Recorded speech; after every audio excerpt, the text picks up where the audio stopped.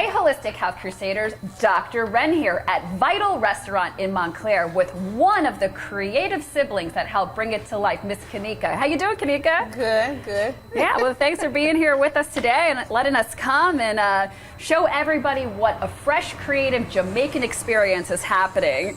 So your family's from Jamaica, yeah? Yes, both our parents are from Jamaica, actually. Mm-hmm. We were born in Miami, but all of our culture is Jamaican. And did you grow up eating the kind of foods that are offered here? Yeah, so, you know, grandma's house, holidays, obviously home also. Yeah, we grew up eating a lot of traditional Jamaican recipes. Well, I can't wait to talk about them today and all the best ingredients that you guys use here. So Montclair has been one of the holistic hubs that are pioneering in the state of New Jersey. I would say next to like Red Bank and maybe even Lambertville and Frenchtown, but I've always loved coming here. I believe I came to this restaurant when it first opened 2 years ago in July for my birthday and just had an incredible experience. And I know they talk about putting the idol in vital, and idol has something to do specifically with Jamaican cuisine. Could you explain that? So basically, it's like eating all things that come from the earth. So idol meaning like non-animal products.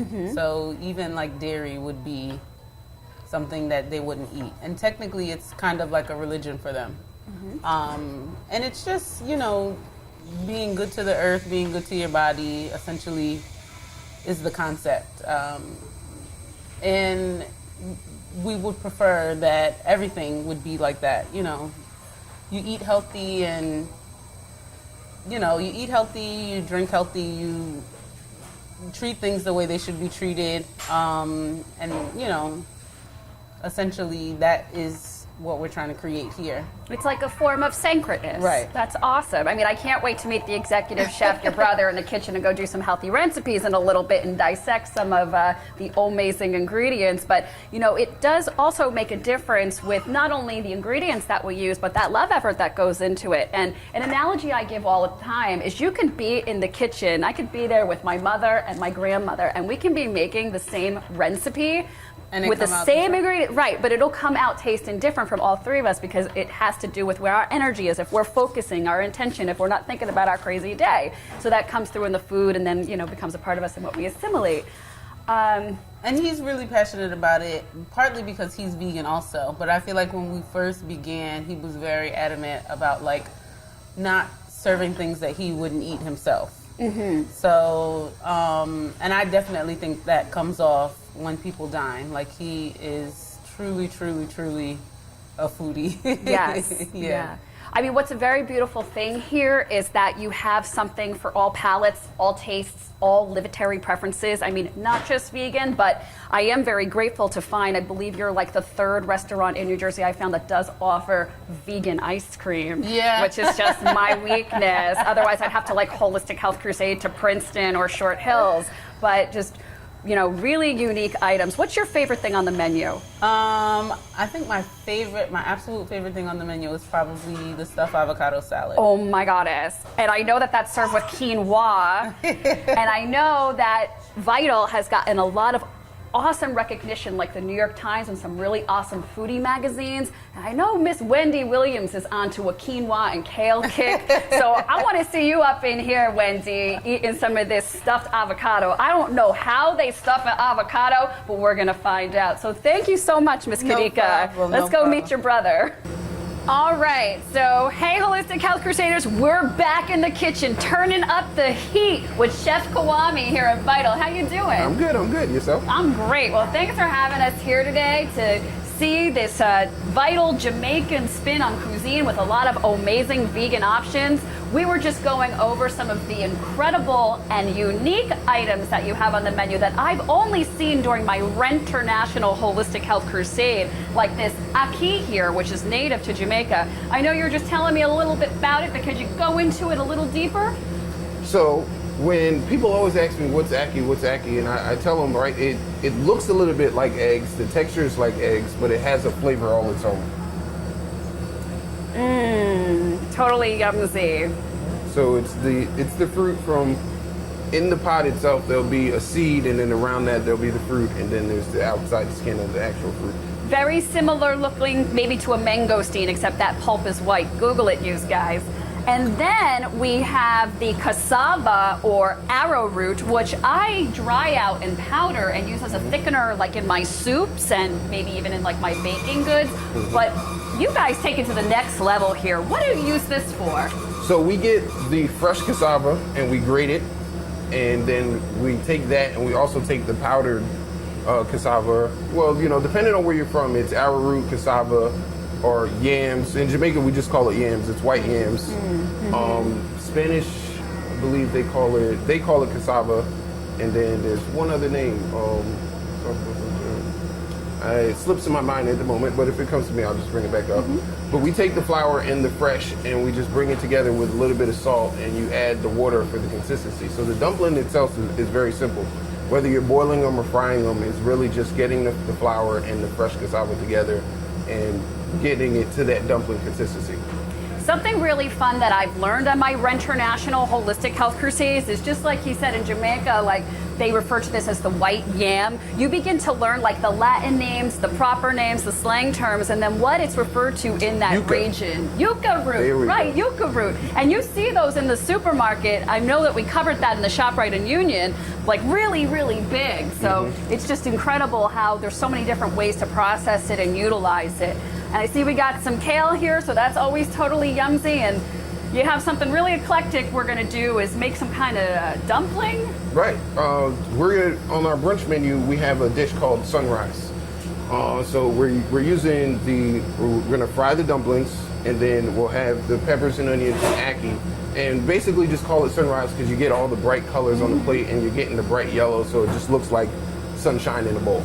I think I can make an exception for something fried today, and I know that that's only available on Sundays to keep us, you know, in good shape. But I can't wait to turn around to this end and see that you're even cooking with an eco pan. But tell us about the green pan and why this is so important.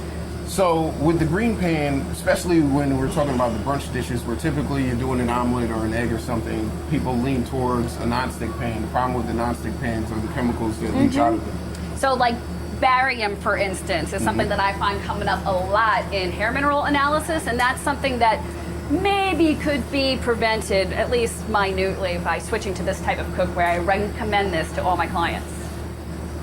Yeah, so I'm ready to get to it, Chef Turn Kwame. the heat on and All right, we'll we're get turning going. it up. drop the dumplings in the fryer.